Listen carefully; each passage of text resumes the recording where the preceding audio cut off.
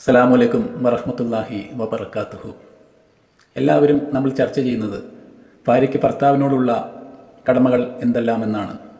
എന്നാൽ ഭർത്താവിന് ഭാര്യയോട് ചില കടമകളുണ്ട്. ആ കടമകൾ നമ്മൾ വേണ്ട രീതിയിൽ നിറവേറ്റേണ്ടതുണ്ട്. ആ കടമകളെക്കുറിച്ച് നമുക്കൊന്ന് നോക്കാം.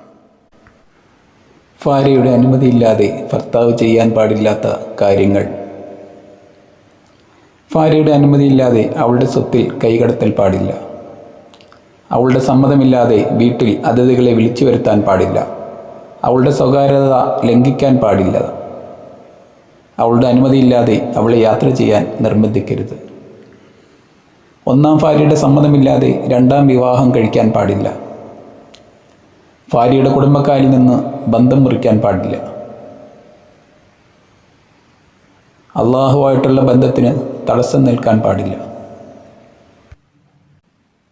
അപ്പോൾ എല്ലാവർക്കും മനസ്സിലായി കാണുമല്ലോ ഭർത്താവിന് ഭാര്യയോടുള്ള കടമകൾ എത്രത്തോളം ഉണ്ടെന്നുള്ളത്.